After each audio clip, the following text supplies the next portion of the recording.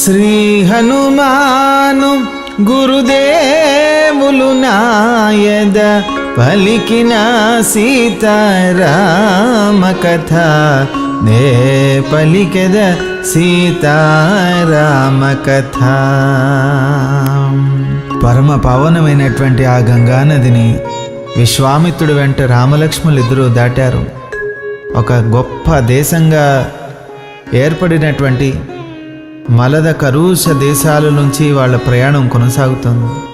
చూడటానికి ఎంతో గొప్పగా సుందరమైనటువంటి నగరాలుగా కనబడుతున్నా పాడుపడిపోయి నిర్జీవనంగా మారిపోయి నరసంచారం లేకుండా మారిపోయినటువంటి భయంకరంగా కనబడుతున్నటువంటి ఆ నగరాలను చూసి రాములు వారికి సందేహం కలిగింది. వెంటనే విశ్వామిత్రుని అడుగుతున్నాడు, ఎందుకు ఇంత గొప్ప నగరం చూడటానికి ఎంతో గొప్పగా ఉన్నది ఎందుకు ఇలా శిథిలమైపోయింది, పాడుపడిపోయింది, నిర్జీవనంగా మారిపోయింది, దీని రహస్యం ఏంటి అని అడుగుతుంటే విశ్వామిత్రుల వారు శ్రీరామచంద్రుడికి వివరించి చెప్తున్నారు. మలద కరుష దేశాల యొక్క చరిత్రను ప్రారంభించాడు. ఏమంటున్నాడు, గాధేయాదులు గంగను దాటిరి దక్షిణ దిశగా మెల్లగా సాగిరి. గాధేయాదులు గంగను దాటిరి దక్షిణ దిశగా మెల్లగా సాగిరి. సింహశార్దూల గర్జనములతో మదకుంజరముల ఘీంకారములతో. సింహశార్దూల గర్జనములతో మదకుంజరముల ఘీంకారములతో. ఆ ప్రదేశమొక కీకారణ్యము కానరాదు నర సంచారము. ఆ ప్రదేశమొక కీకారణ్యము కానరాదు నర సంచారము. అదిగని రాముడు అడిగె కౌశికుని, అదిగని రాముడు అడిగె కౌశికుని. నిర్జనమౌటకు హేతువేమిటని శ్రీ హనుమాను గురుదేవులు నాయద పలికిన సీతారామ కథ నే పలికెద సీతారామ కథ.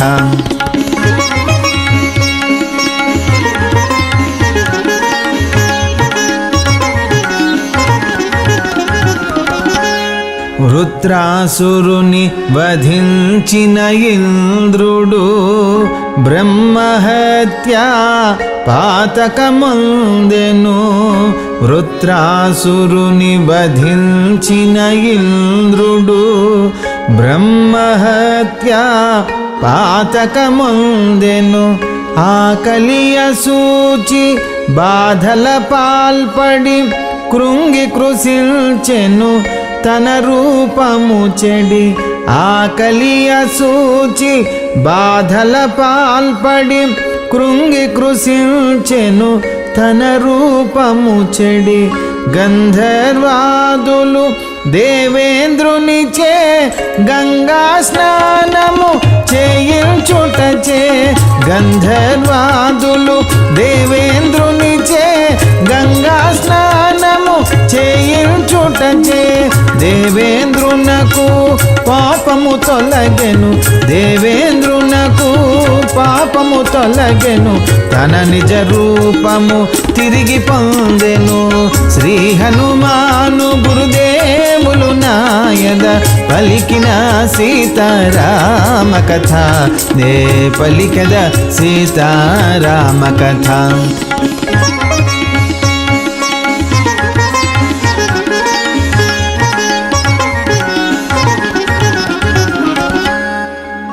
తన పాపముల హరింపజేసిన పావన గంగా తీరమందున. తన పాపముల హరింపజేసిన పావన గంగా తీరమందున.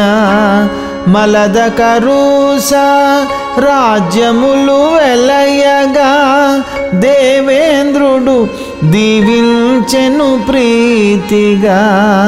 మలద కరుష రాజ్యములు వెలయగా దేవేంద్రుడు దీవించెను ప్రీతిగా. రెండు దేశములు సిరి సంపదలతో తులతూగెను బహుకాలము శాంతితో. రెండు దేశములు సిరి సంపదలతో తులతూగెను బహుకాలము శాంతితో.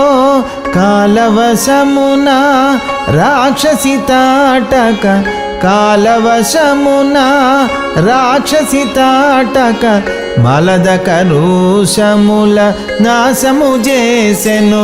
శ్రీ హనుమాను గురుదేవులు నాయద పలికిన సీతారామ కథ, నే పలికద సీతారామ కథ.